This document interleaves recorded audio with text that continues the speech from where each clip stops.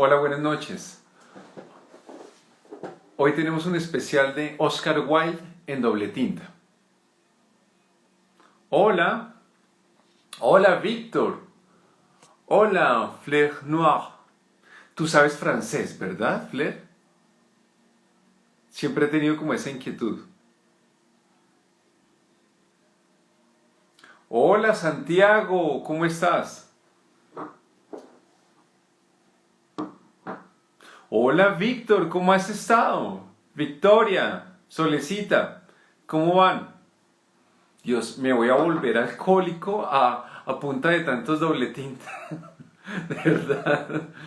Ok, ok. El francés es chévere y sabes que no es tan, no es tan complejo. No es tan complejo. ¿Cómo estuvo el fin de semana de ustedes? El mío estuvo crazy. Y está haciendo mucho frío, vea. Tengo saco puesto, que eso es una rareza.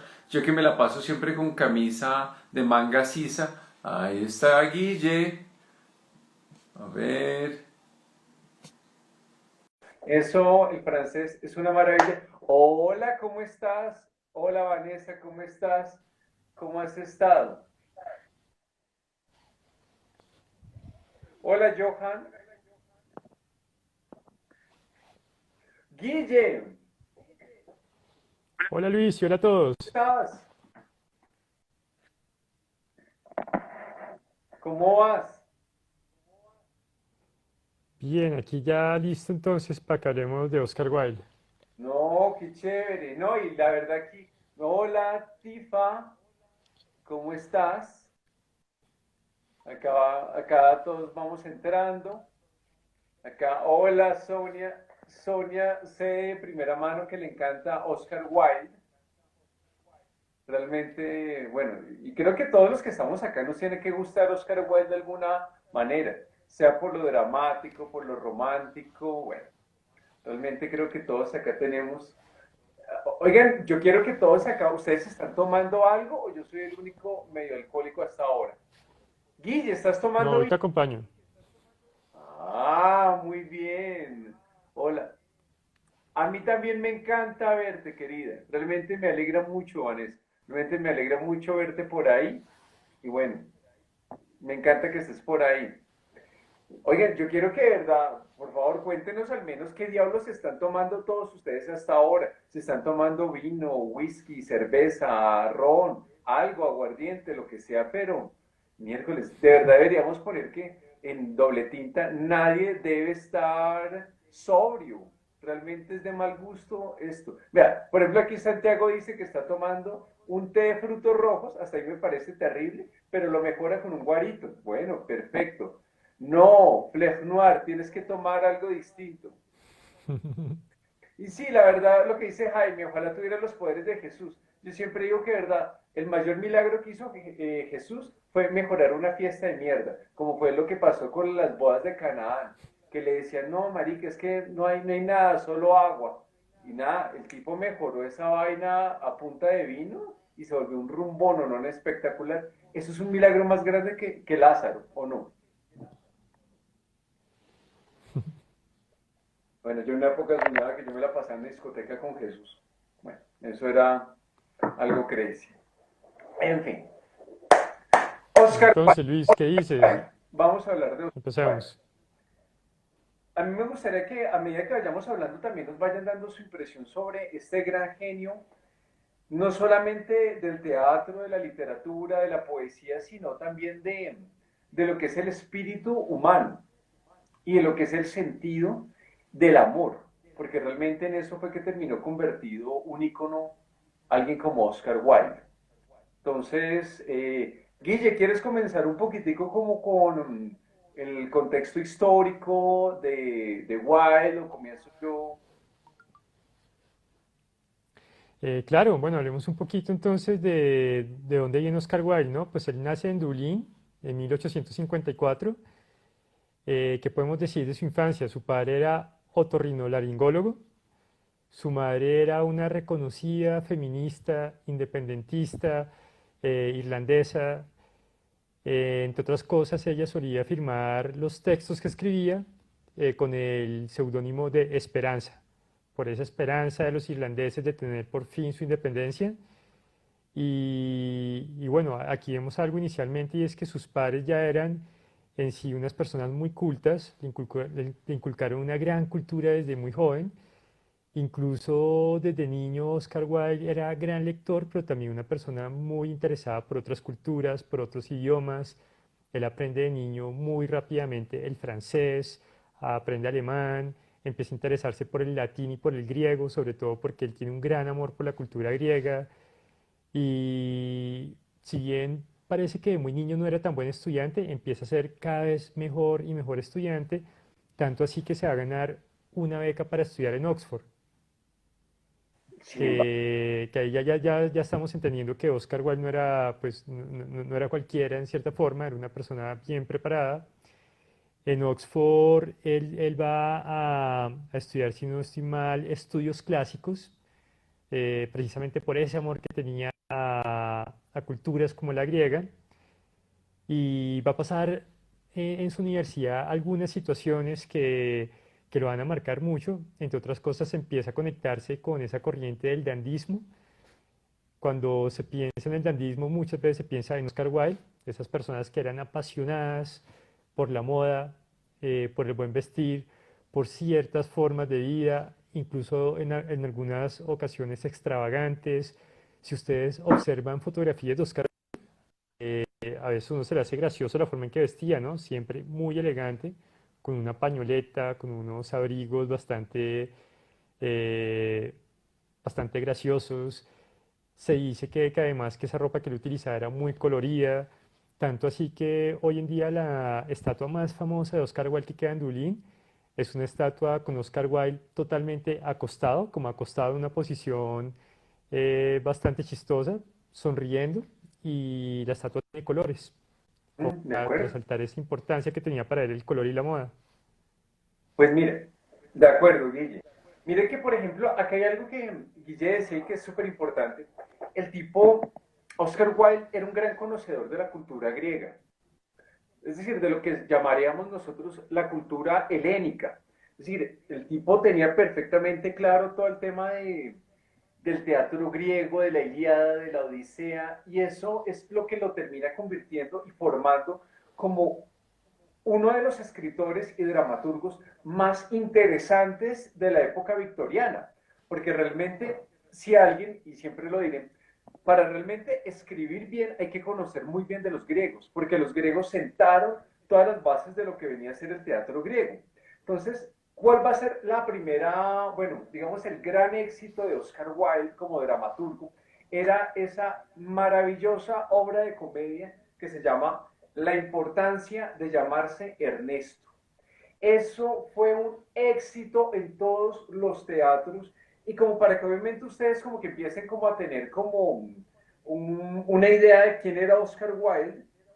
Oscar Wilde era una perfecta celebridad, no solamente en Irlanda, no solamente en el Reino Unido, no solamente en Europa, sino también en Estados Unidos. De hecho, el tipo tenía hasta un tren propio en el cual se podía dirigir de un lado a otro.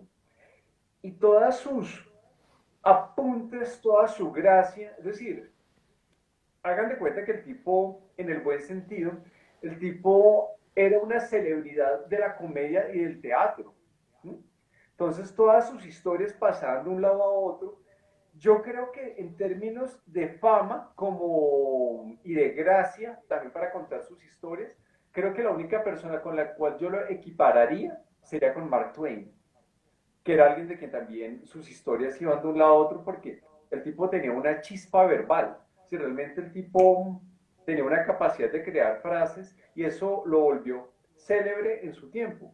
Y aquí obviamente pues creo que Guille, cuéntanos algunas como algunos cuentos básicos que pronto tenía Oscar Wilde, como para seguir contextualizando, La Rosa del Ruiseñor, bueno. Sí, sí, sí, si quieres hagamos una cosa primero. Quiero mencionar algunas cosas más de la vida de él que creo que son importantes antes de que entremos en los cuentos. Es que me acuerdo ahorita lo que decía Luis es muy cierto, esa celebridad que alcanza él hace dinero con su obra, algo que no es fácil para la mayoría de escritores, también por las obras de dramaturgia, no solo por sus textos narrativos, por sus poemas, pero era un experto en despilfarrar la plata. A él le gustaba la buena vida, entonces digamos, cuando él tiene unos 26 años, creo que es cuando muere su padre, le deja una buena herencia y él la despilfarra, se gasta la plata. Después de eso, él empieza a cosechar ya un éxito literario. Ese éxito literario lo va a llevar a los Estados Unidos y en Estados Unidos también le va a ir bastante bien. En Estados Unidos va a cosechar también cierto éxito, va a ganar también algo de dinero.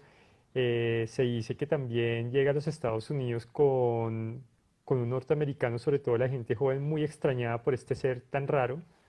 Oscar Wilde era bastante grande y, como les digo, bastante extrafalario en su forma de vestir, pero él de esa experiencia saca varias cosas. Primero que todo, a él le gusta y no le gustan los Estados Unidos. Digamos, va a ser muy crítico de algunas cosas que ve en ese país, como por ejemplo la forma en que se trataba a los negros, la forma en que se trataba a los irlandeses que habían inmigrado a los Estados Unidos. Ahí empezó uno como a notar un poquito la influencia por ciertas causas que venían de su madre. Y él sencillamente decide regresar a Europa y regresa a París, entre otras cosas porque a él le encantaba la literatura francesa y como a él le gustaba tanto también estar a la moda y todo el bombo, digamos, que se creaba alrededor de los artistas en Francia, él decide ir para allá.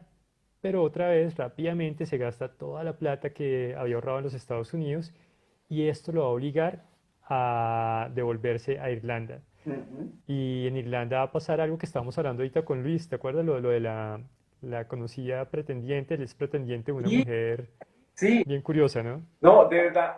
Bueno, ya para irles como contando, digamos, de ese, ahorita que estamos echando la hora con Guille, voy saludando a quienes han entrado, que es Camilo, Natalia, um, bueno, todos los que han entrado, es Kathleen, realmente a todos ustedes, chévere que estén acá, estamos todos tomando algo, por favor, tomen algo, doble tinta no es para gente sobria, entonces, tomen algo.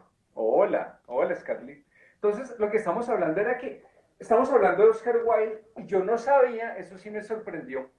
Resulta que la primera novia, que era una vieja llamada Florence, pues resulta que no le puso cuidado a Oscar, la relación no funcionó, pero el asombroso fue el segundo pretendiente de esta chica Florence. Terminó cuadrada con Bram Stoker de Drácula. Es decir, bueno, no fue un mal intercambio, realmente pasar Y casados, ¿no? Terminan casados incluso, porque esa pretendiente de, de ah, Oscar Wilde va a ser la esposa de Bram Stoker, otro irlandés. pasar uno, salud Natalia, pasar uno del autor del Príncipe y el Ruiseñor a Drácula no es del todo malo, yo no lo veo mal del todo.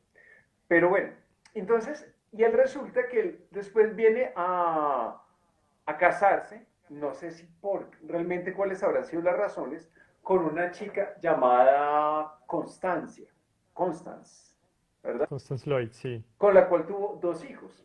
Pero acá, el diablo es puerco, aparece un muchacho que es el hijo de un marqués, un tipo forrado en plata. Piensen que estamos en la época victoriana, es decir, es una época de Londres, mucho dinero, mucho título nobiliario, y resulta que este marqués tiene un hijo, y este hijo es como un aprendiz de literatura, ¿cómo es que se llama? ¿Alfred? Alfred, Alfred Douglas. Alfred Douglas. Y Alfred Douglas parece que el muchacho es simpatiquísimo, no sé qué diré yo, y resulta que el papá le dice,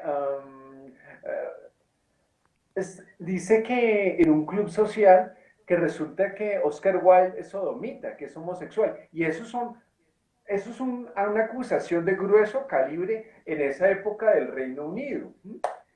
Y Oscar Wilde tiene la locura de decir, ¿sabes qué? Voy a demandar a este tipo por haber dicho eso, cuando realmente él sí sabía, realmente pues que tenía rabo de paja, con el caso, porque estaba saliendo con el hijo del marqués y finalmente el caso se revirtió en contra de Oscar Wilde. Valentian, estamos hablando de Oscar Wilde, Juancho. Y entonces aquí es algo que es asombroso y muy fuerte porque, como decía Guilla al comienzo, creo que es de los artistas que supo hacer plata, mucho dinero, mucho dinero con su arte, ¿sí? Como les digo, el tipo tenía tren, era un exitazo en teatros, tenía de todo.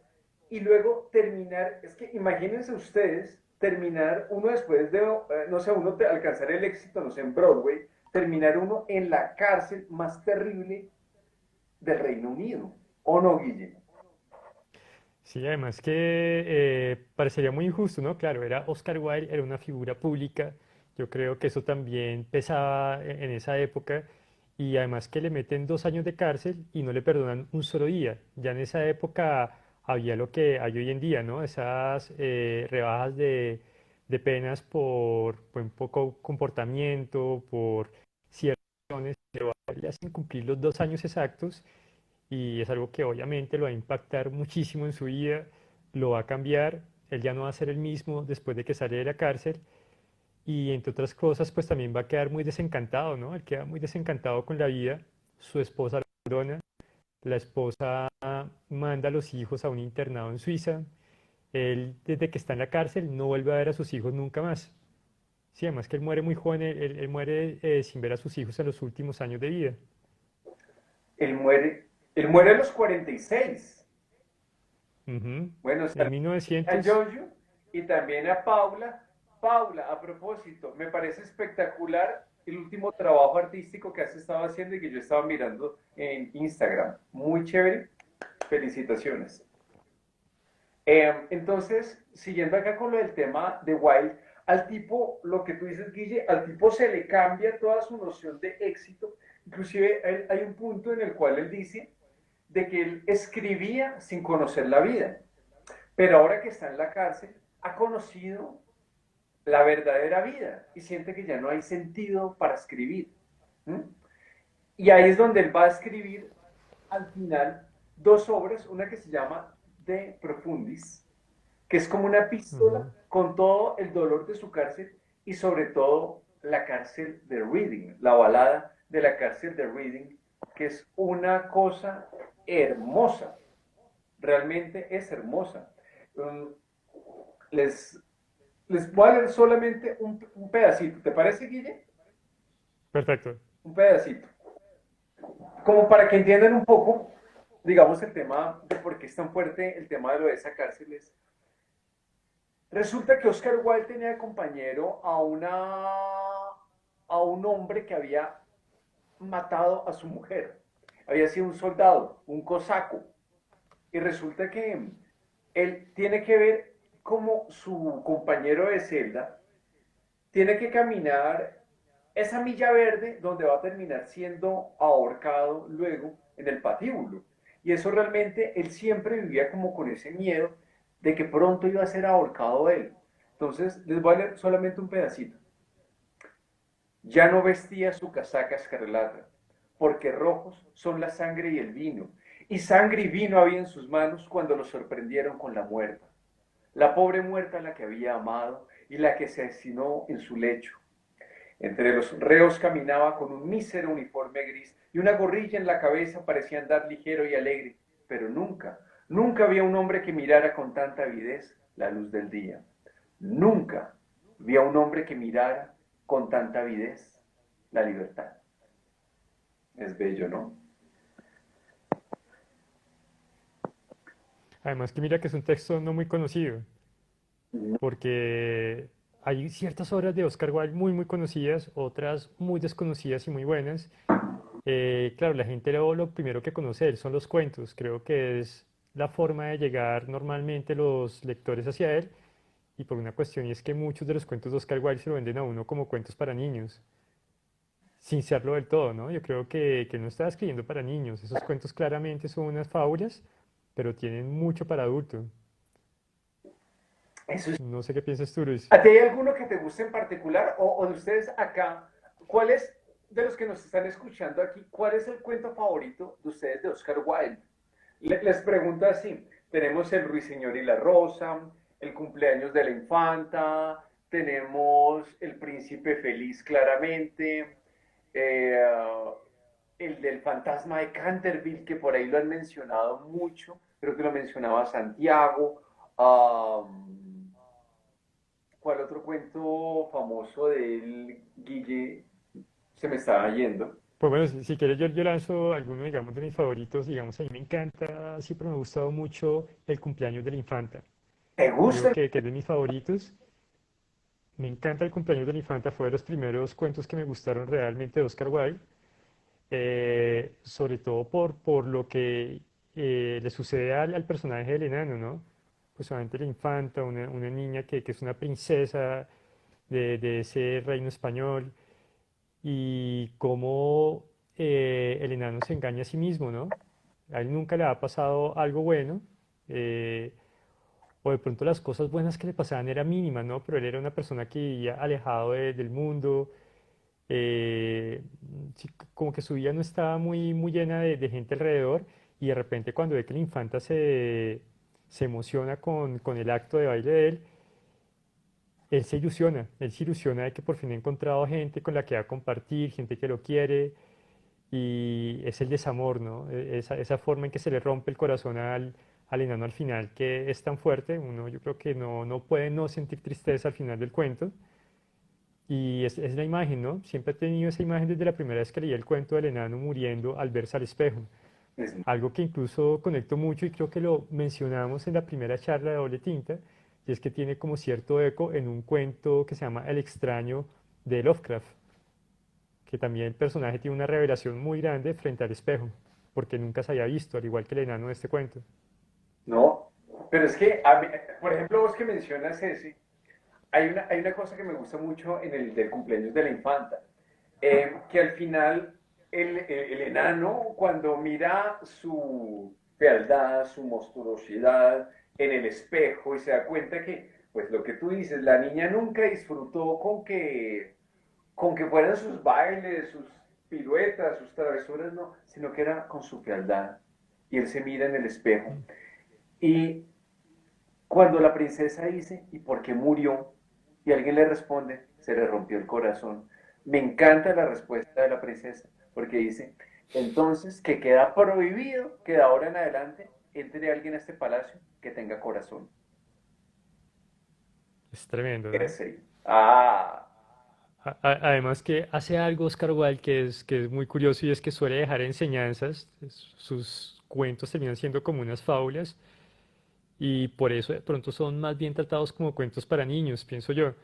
Digamos, hay uno que a mí me encanta también que se llama El gigante egoísta. ese lo Cortico, llamaban Brandon y Natalia. Hay uno que ahorita creo sí, que también es genial. es el pescador y su alma. ¿Sí? Cuenta que ibas a contar, Guille. Ah, bueno, pues el del gigante egoísta, que es el otro que siempre me ha gustado mucho, sobre todo por la transformación del personaje, ¿no? Tenemos un gigante que es malo al comienzo, es egoísta como se dice, tiene además una frase genial al comienzo del cuento porque, claro, los niños juegan en el jardín del gigante porque el gigante se ha ido a visitar un amigo, y el gigante regresa después de 7 años porque era un hombre que no tenía mucho de qué hablar.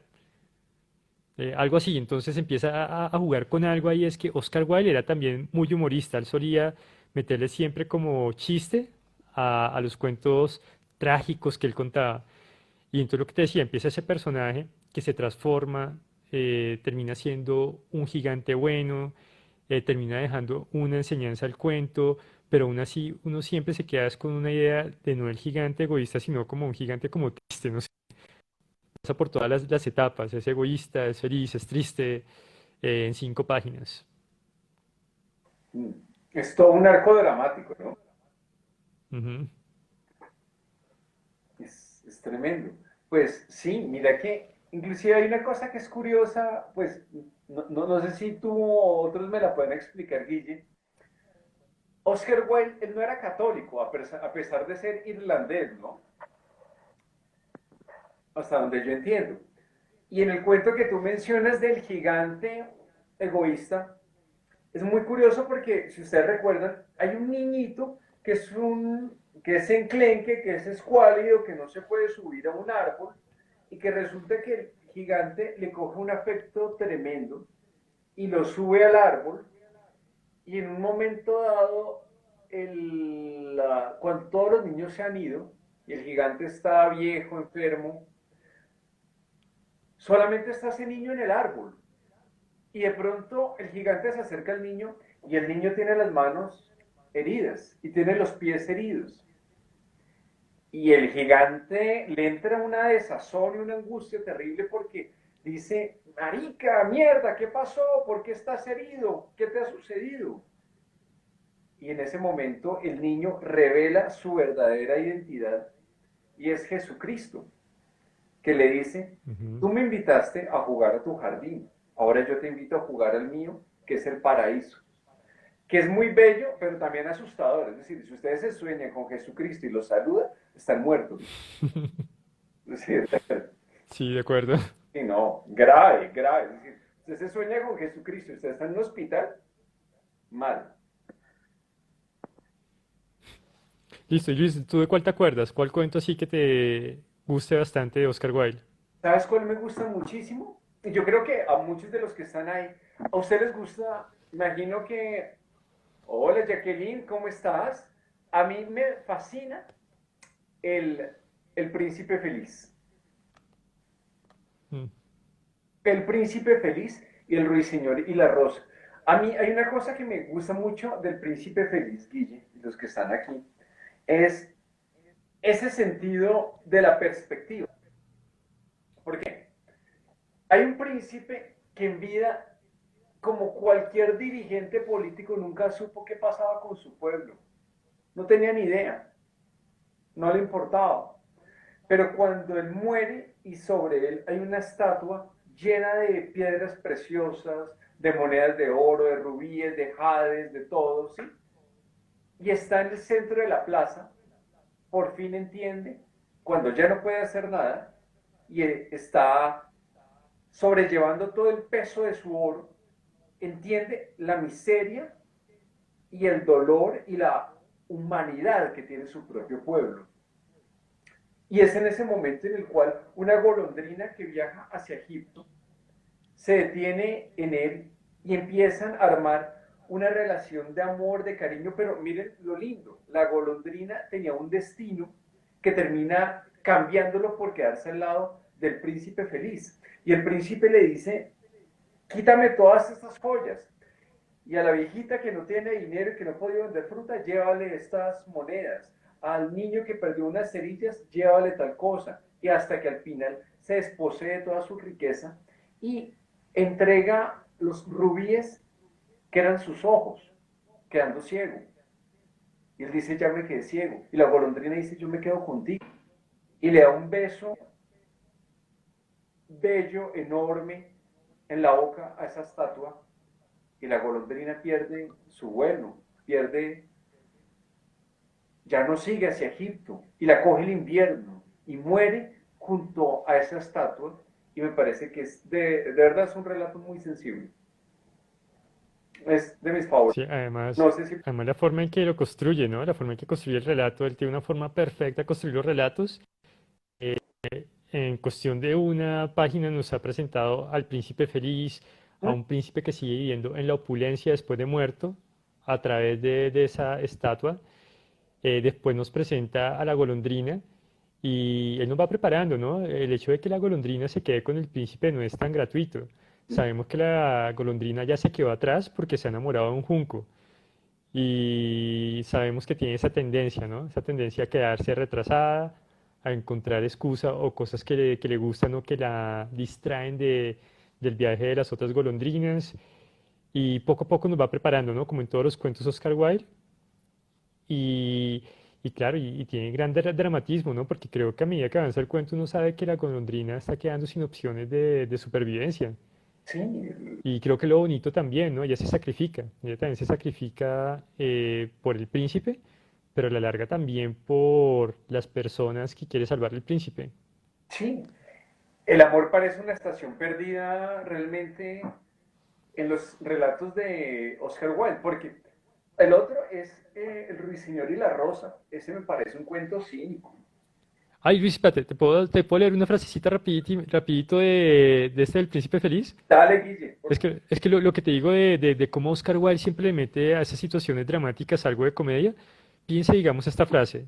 Escribió Oscar Wilde: notabilísimo fenómeno, exclamó el profesor, una golondrina en esta época, y escribió sobre ello un extenso artículo para un diario local. Todo el mundo lo citó, pues estaba plagado de palabras incomprensibles. Y eso, de cierta forma, es como una crítica que hace Oscar Wilde a lo que es el arte, ¿no? A cómo la gente termina a finales del siglo XIX, comienzos del siglo XX, que está en sus movimientos de vanguardia, en que se hacen unas obras tremendamente abstractas que nadie comprende, pero todo el mundo alaba. Es una crítica como a lo que él estaba viendo en el arte, y que la inserta de esta forma que a mí me parece que es muy cómica dentro del cuento del Príncipe Feliz. Ahora sí, qué pena, te doy la voz para la siguiente historia. no, pero lo que tú dices es muy chévere.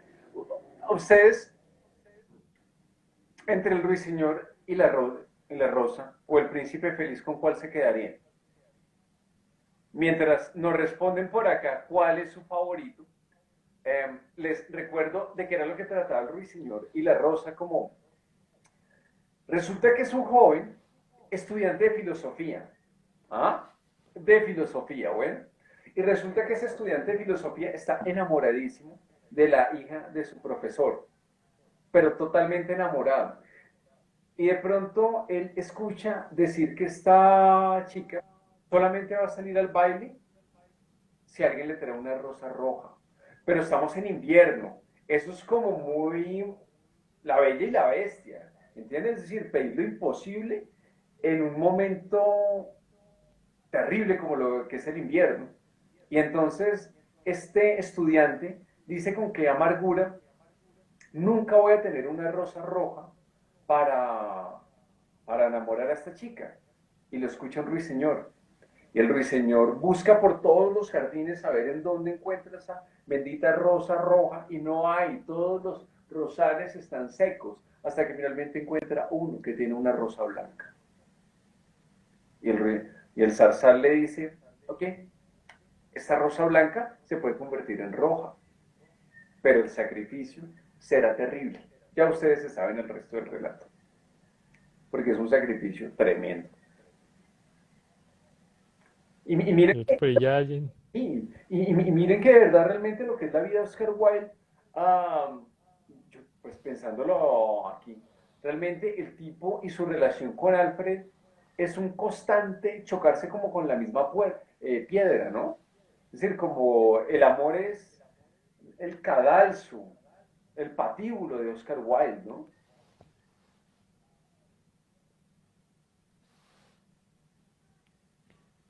Como mira, estaba viendo ahí y alguien escribió que el ruiseñor definitivamente, el que preferían el ruiseñor. Así es.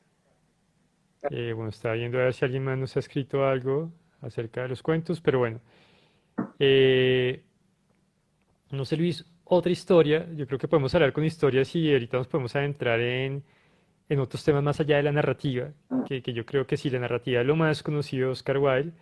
Hay otras cosas. Obviamente tenemos que hablar de un cuento que no se puede dejar nunca de lado cuando uno habla de Oscar Wilde, y es el cuento del fantasma de Canterville,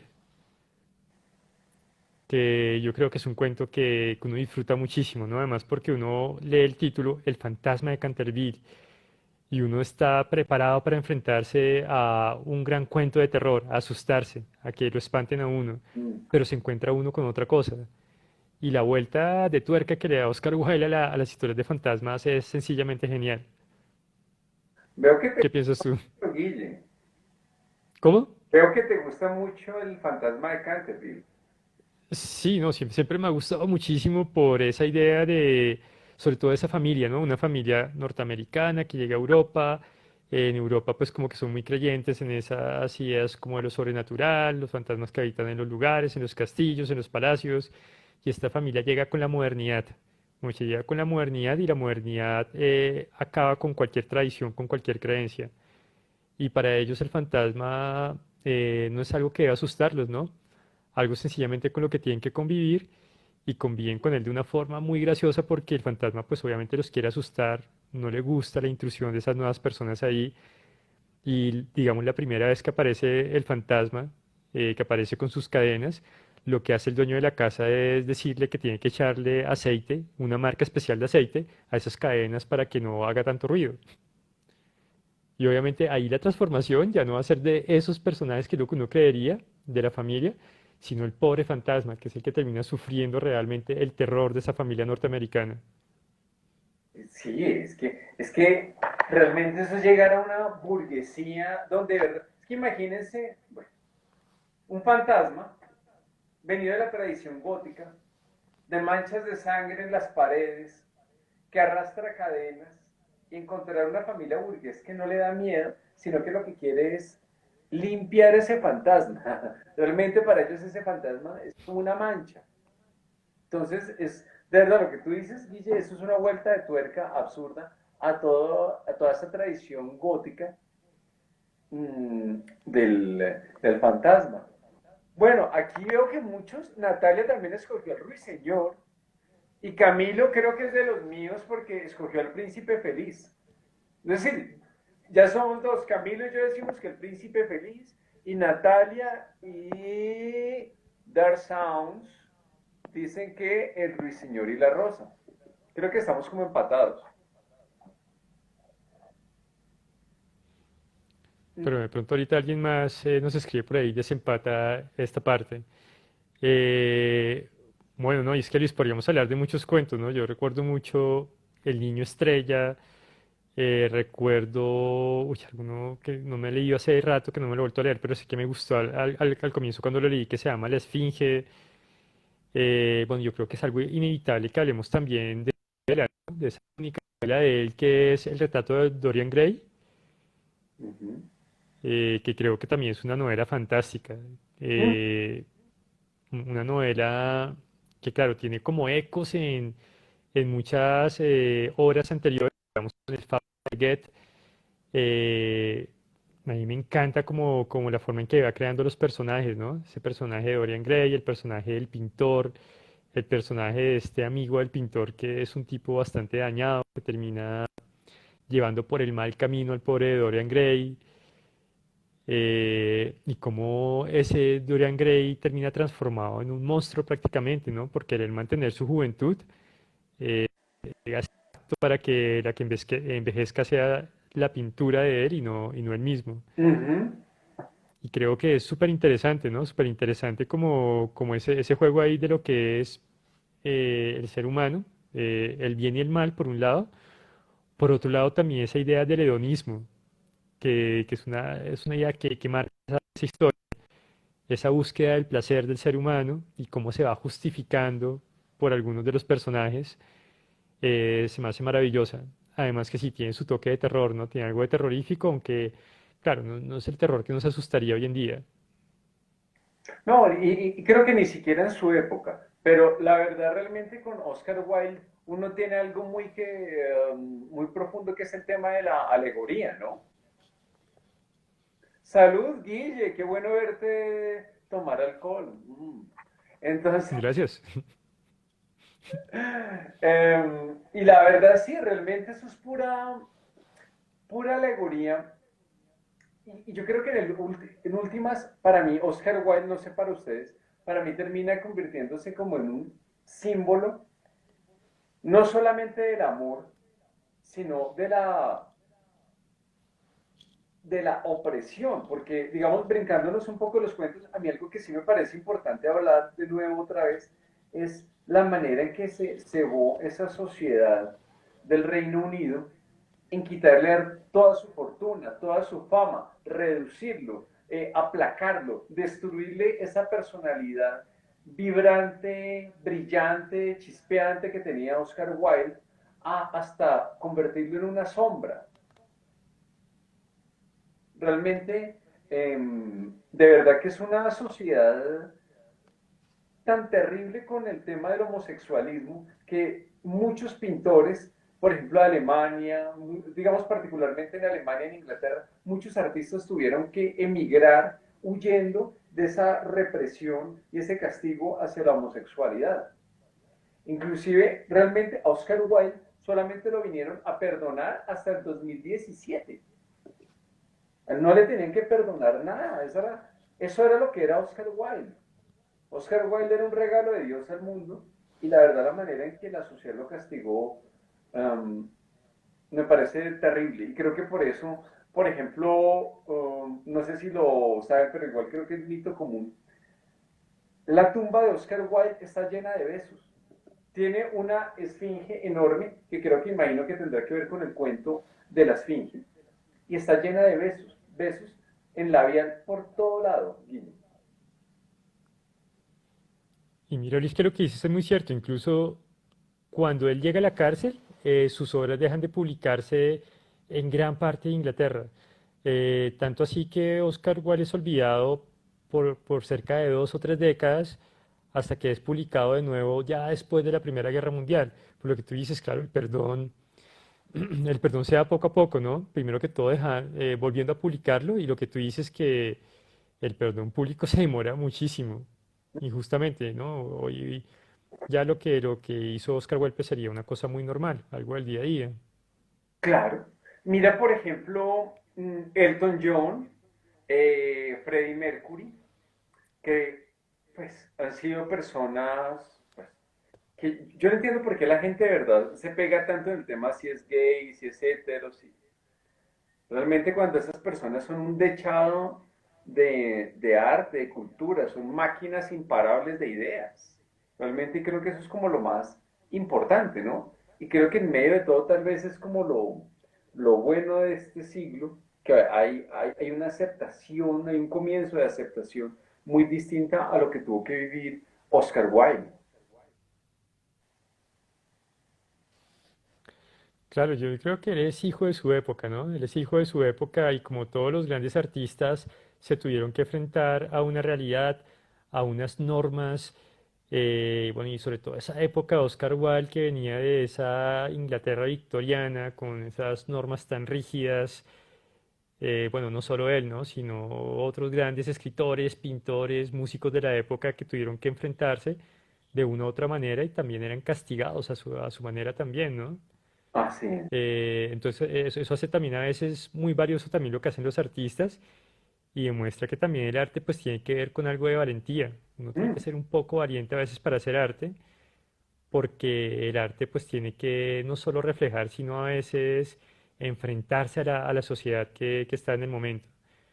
Sí, el arte siempre ha tenido algo de eso, algo de enfrentamiento con lo que el artista ve que no está bien en el mundo. Y creo que eso lo refleja muy bien Oscar Wilde. Guille, es muy loco si me dejas leer un poema que escribí dedicado a Oscar Wilde. ¿No? Me parece perfecto.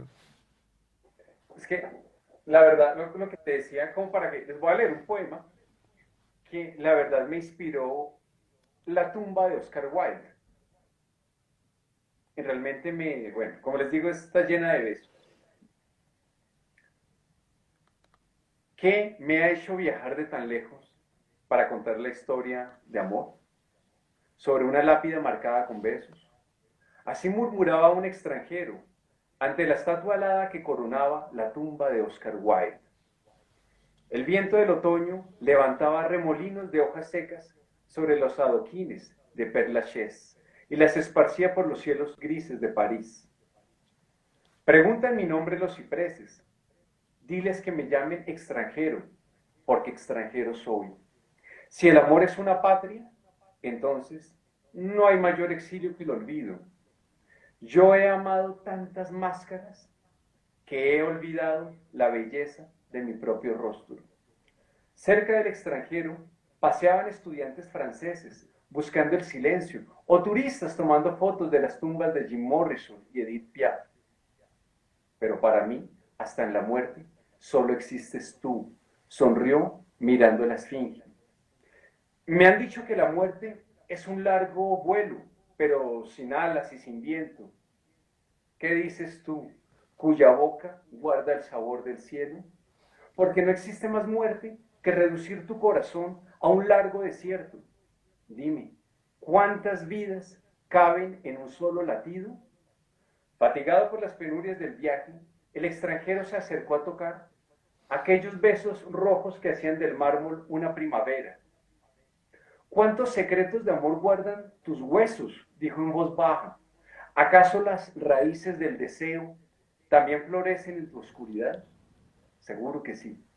Seguro que sí, Oscar Wilde, porque tú todo lo comprendes.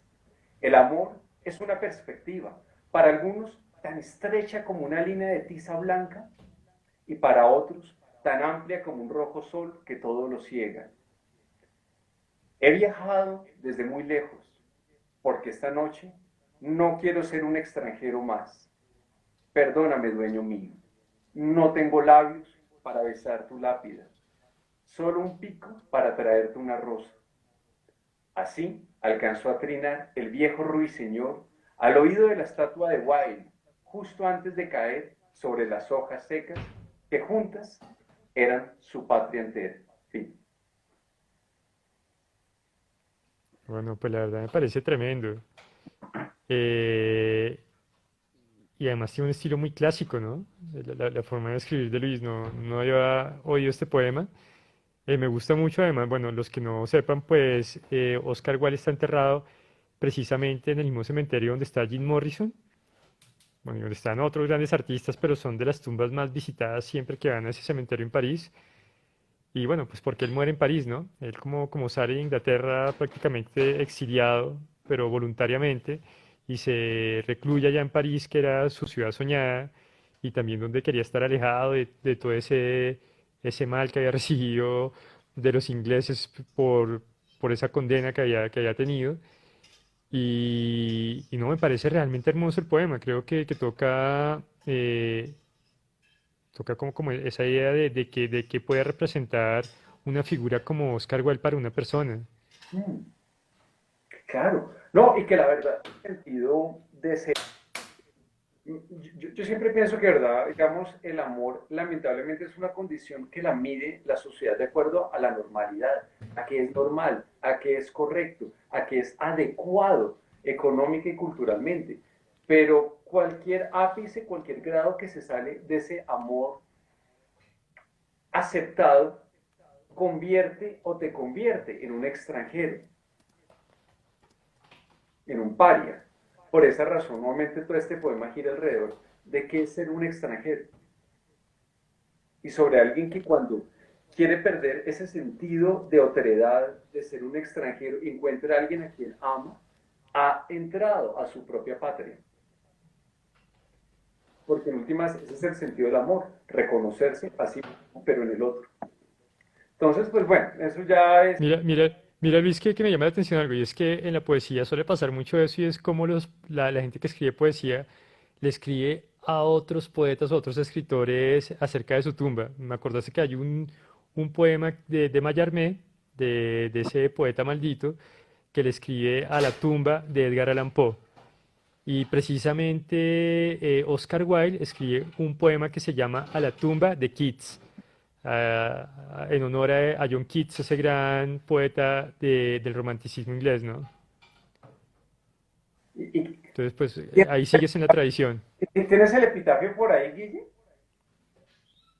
El epitafio de quién, de Oscar Wilde. No, no, del que mencionabas, sobre la tumba. Ah, sí, aquí lo tengo. Aquí Ay, tengo el poema precisamente. léelo mientras Lo leemos. Listo, entonces le damos a la tumba de Keats de Oscar Wilde. Un momento, me acomodo bien.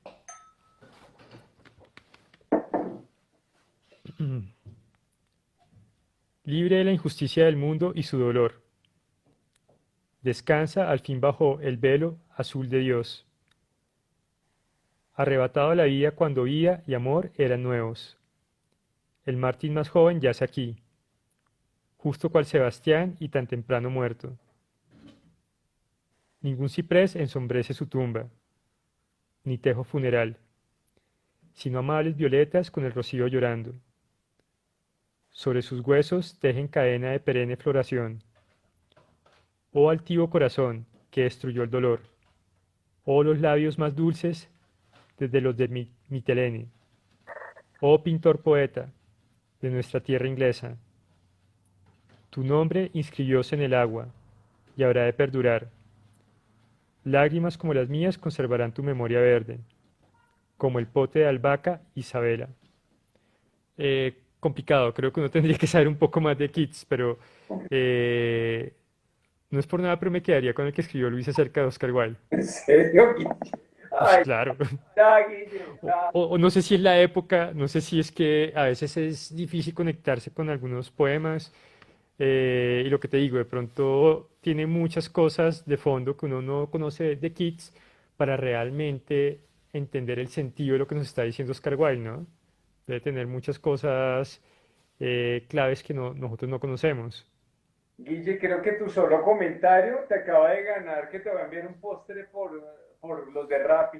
Si pudiera te lo enviaría, al menos una vaina de crepes. Pero la verdad les tengo tanto asco los repartidores de Rappi. De verdad, yo siempre digo, abren esas cajas rojas y esto parece que se hubiera muerto un mico ahí adentro. No lo logro. Entonces, de verdad, gracias, Guille. No, pues Pero, podríamos preguntarle a la gente a ver qué piensan. Yo creo que muchos podrían pensar lo mismo. yo creo que sí, de verdad. Tiene uno que no tener estómago o olfato para uno no querer a esas vainas que vienen en rap. Dios mío, no lo logro. Pero bueno, volviendo otra vez de verdad a lo de Oscar Wilde, a mí me parece que de verdad, realmente en Oscar Wilde, todos independiente de su sentido del amor, se tienen que ver reconocidos en, en Oscar Wilde, porque es que realmente en Oscar es decir, me parece tremendo uno, él se enamora del tal Alfred Douglas y la verdad que encuentra en él, no encuentra nada, no encuentra absolutamente, el tipo no encuentra amor, no encuentra comprensión, no encuentra al final ni siquiera piedad, que es la última sombra posible en el amor, no encuentra nada. Y la verdad me parece tan brutal que, por ejemplo, al final este Alfred Douglas, cuando se le muere el papá, el tipo recibe una fortuna cuantiosa y es capaz el hijo de puta de este de estar cenando frente a Oscar Wilde y no darle el dinero que el otro necesitaba, porque realmente recordemos que Oscar Wilde, él muere de meningitis. A cada rato su oído le estaba sangrando. De verdad, pues de pronto lo digo un poco también de mi lado. Yo me imagino eso y debe ser algo brutal porque la gente que escribe poesía o los que escribimos poesía, uno la escribe con el oído. Es que hace un sentido como del ritmo. Y la verdad que eso esté sangrando a diario, eso es brutal. Y realmente este maldito del Alfred Douglas no fue capaz de apoyarlo.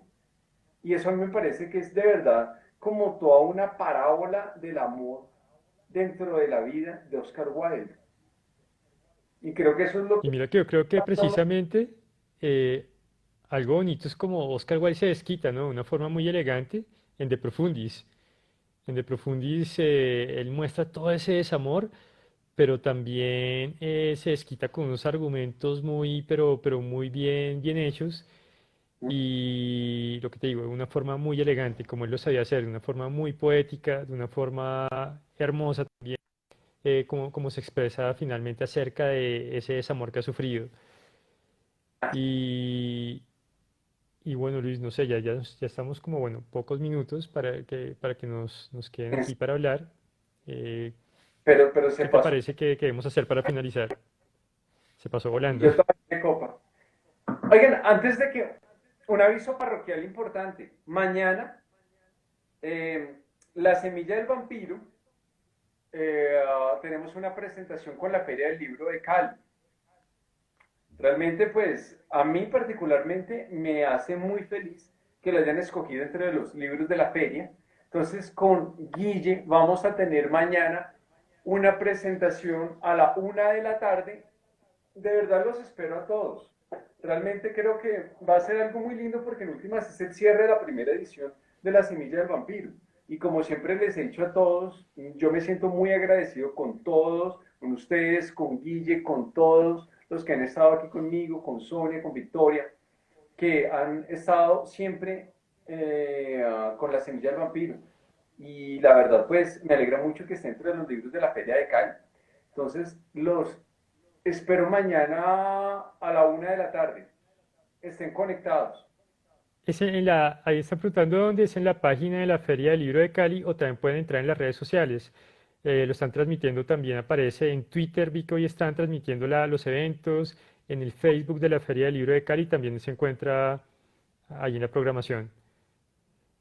Luis, hay una cosa que a mí me gusta mucho como que me gustaría para finalizar y es que a mí me encanta hacer conexiones entre escritores, cuando encuentro sobre todo cosas curiosas. Y hay un personaje que me llama mucho la atención, que es un escritor que se llama Arthur Cravan. Arthur Cravan supuestamente era sobrino de Oscar Wilde.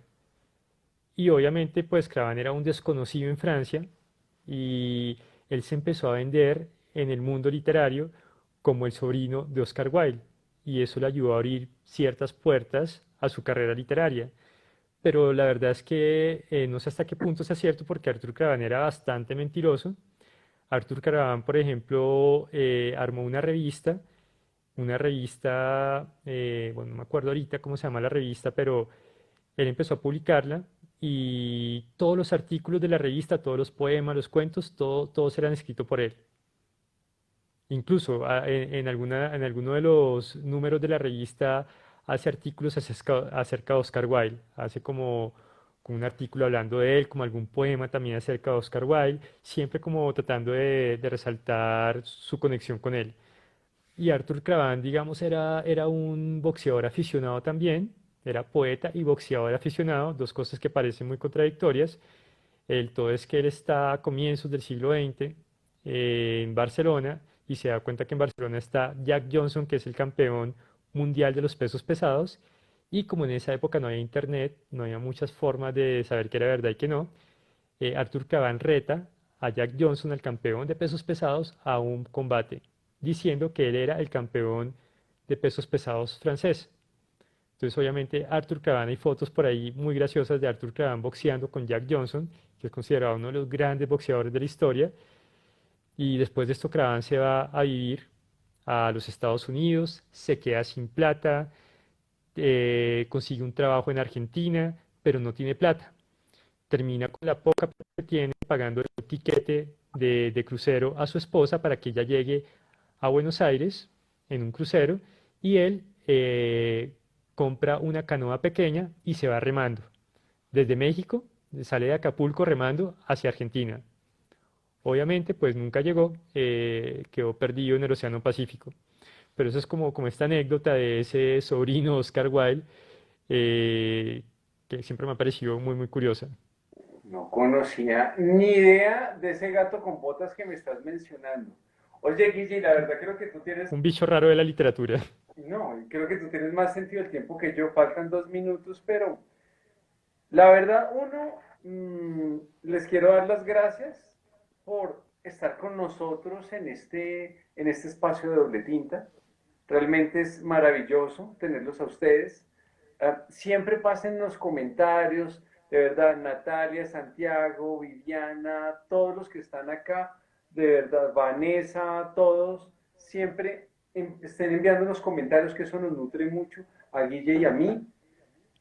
Los espero mañana, de verdad, para mí es maravilloso los que puedan estar, estén a la 1 de la tarde. Guille va a estar moderando la presentación de la semilla del vampiro, que de verdad me tiene muy contento que lo hayan incluido dentro de la feria del libro. La verdad, luego les escribiré en un post como para que vean un poco las cosas. Y nada, muchas gracias. Y que pasen feliz noche. Y saludos. Salud, chao, chao. Gracias a todos. Muchas gracias. Natalia, Vanessa, Santiago, Redbooks Librería, hola, llegaste al final, pero me encanta que estés por ahí. Muchas gracias. Entonces, bueno, ya quedan 30 segundos. ¿Qué hacemos? Salud, 30 de segundos. verdad. Creo que al final Seguir brindando, sí. se va a terminar. Hasta que nos corte Instagram. Mm. Entonces, sí, sí, no, ya, 18 segundos. ¿Nos dejas link en tus historias? Sí. Va a ver, Sonia, Brandon, que tengan a todos una feliz noche. Chao, Guille. Chao, chao. Me quedo escuchando David Bowie. Chao.